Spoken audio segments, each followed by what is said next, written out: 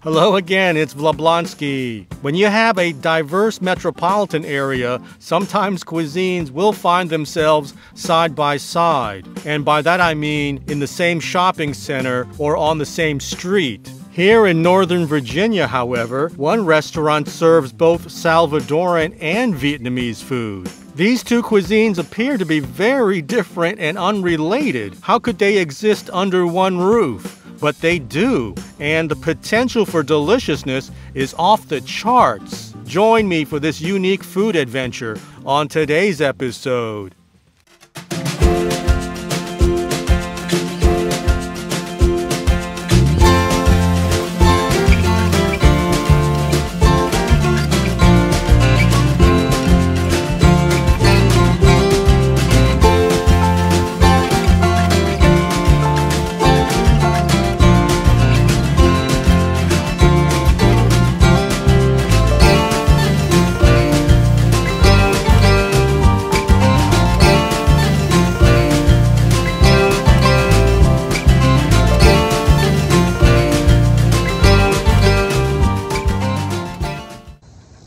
Okay, this has to be one of the more unique places that I've ever been to. It's a pho shop, a pho restaurant that also serves Salvadorian food. And I guess it's a testament, really, to the immigrant community here in Northern Virginia, in the D.C. area, because there is a large Salvadorian population in the Washington, D.C. area, and also a large Vietnamese population. And in this one place, H-Pho, those two communities, those two cuisines come together. And in fact, you wouldn't even know that they have Salvadorian food because it's just called H, the letter H, H-Pho. And on the menu, if you go inside, they have, you know, a decent amount of Salvadorian items, mostly pupusas, and of course all the pho choices that you normally would find in a pho shop. And the owner here at H-Pho actually is Salvadorian. And so it's well, actually the best description of the place would be a Salvadorian place that sells pho, not the other way around. I got a beef and a chicken empanada. I'm going to start with the beef. Okay, the empanada comes small or large, and I got, let me look at it. This is the large one. I did get the large one. It is quite big for an empanada. I don't think I've ever seen one that big. It is nice and golden brown, and it has the edges that look like it's been pressed down with a fork. You know what I mean? like a dumpling.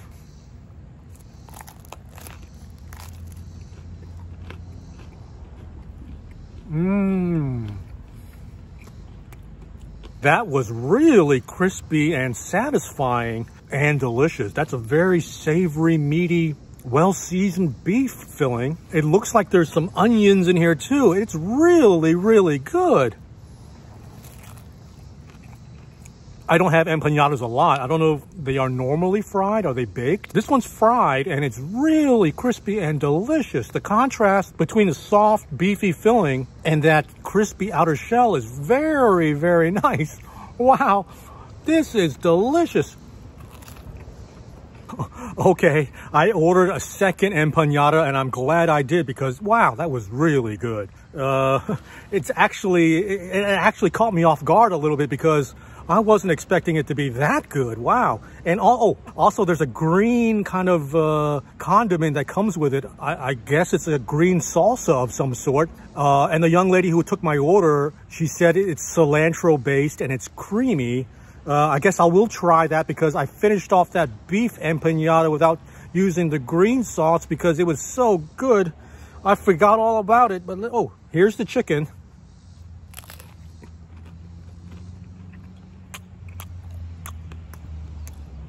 Wow.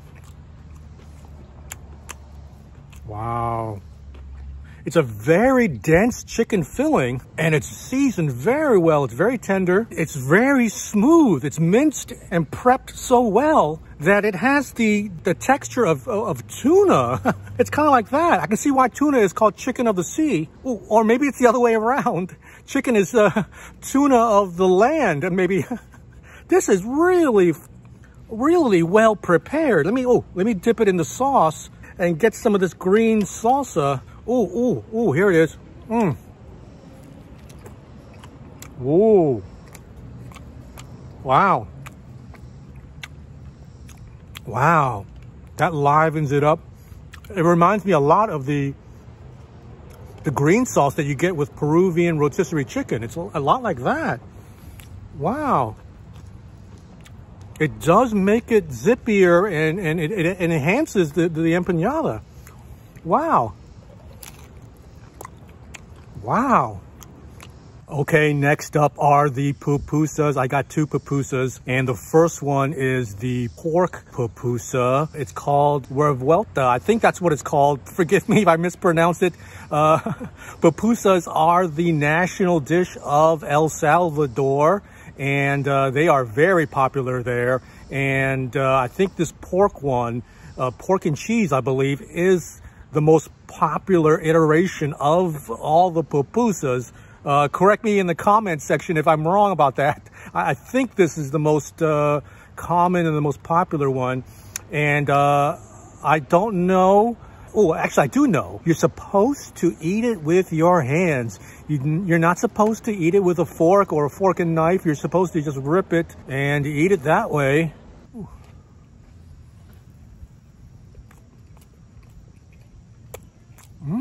Wow. That meat filling is very plush. Wow, it's very savory. It's very nice. The mouthfeel on the meat. And then there's that layer of cheese underneath the meat. I don't know what kind of cheese this is. And pupusas are made from cornmeal. And it had that kind of tortilla aroma about it when I took it out of the box.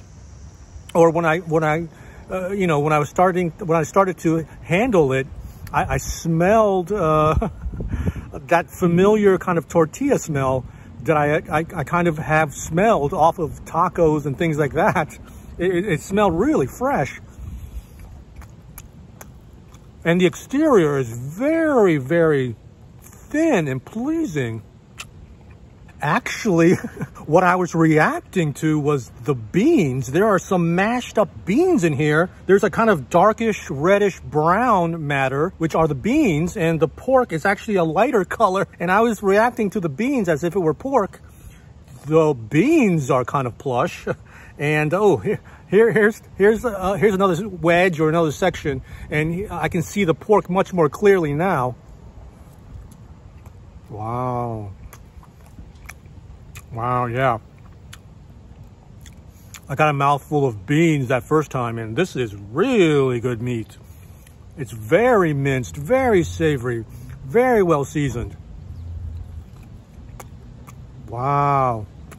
Okay, you're supposed to eat the pupusas with the pickled cabbage and the salsa that goes with it, and you're supposed to put it on top of the ripped off piece of pupusa.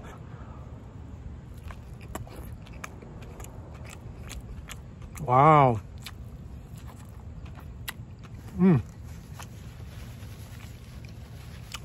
Wow.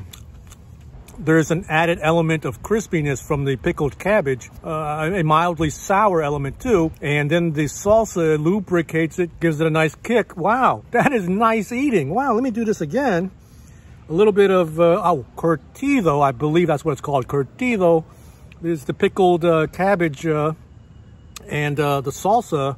I believe it's just called salsa. I mean, correct me if I'm wrong. It's red, so I'm imagining it's some combination of tomato and chili, maybe, I don't know.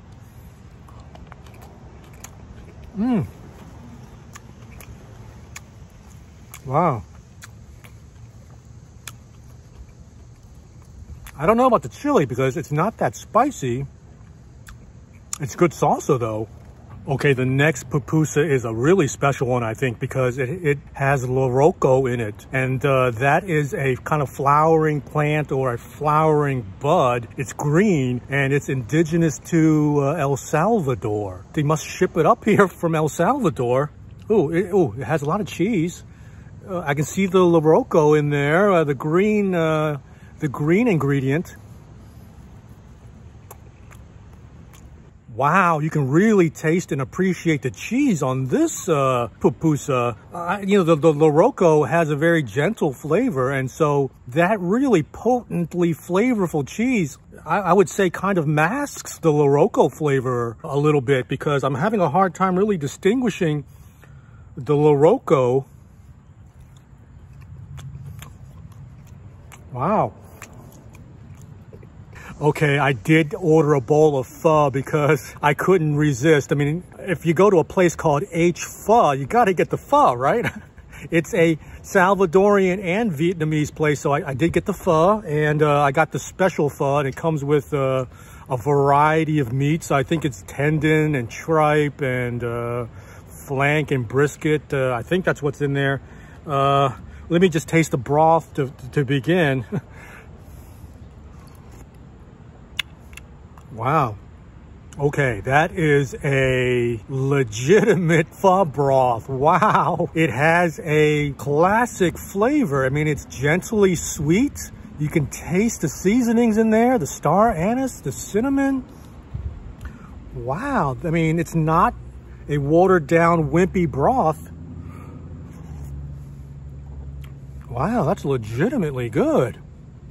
Okay, I'm going to agitate the contents a little bit. Oh my Lord, there's a lot of stuff in here. Look at all those meats, the tripe and the tendons and the flank and the brisket. Oh my.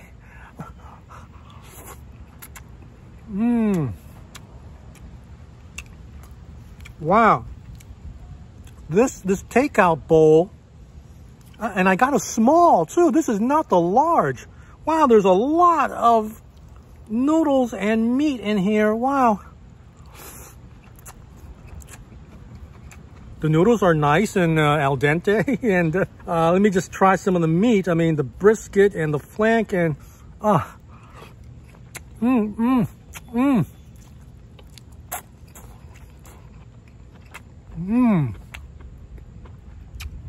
That was a mouthful of brisket flank and a long piece of tripe. The meats in this pho is legitimate. It is really good and, you know, tender and beefy.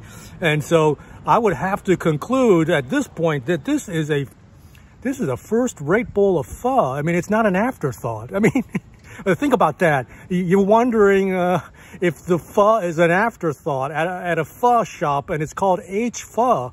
I don't know what the H stands for. I would assume it would be better called, you know, if it was known as S-Pho for Salvadorian or Salvador.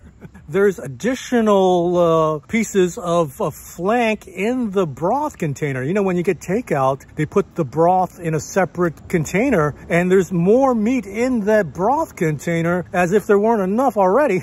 The portion is very generous. It's very delicious. You know, I would give the pho a thumbs up at H-Pho. I'm going to wrap up. It was a really good meal, and what a combination. Salvadorian food and Vietnamese food. And if you enjoyed this episode, please give it a thumbs up. Please leave a comment in the comments section. And I thank you for watching. I appreciate you joining me today. And please stay tuned for my next episode. And until then, take care. Bye-bye.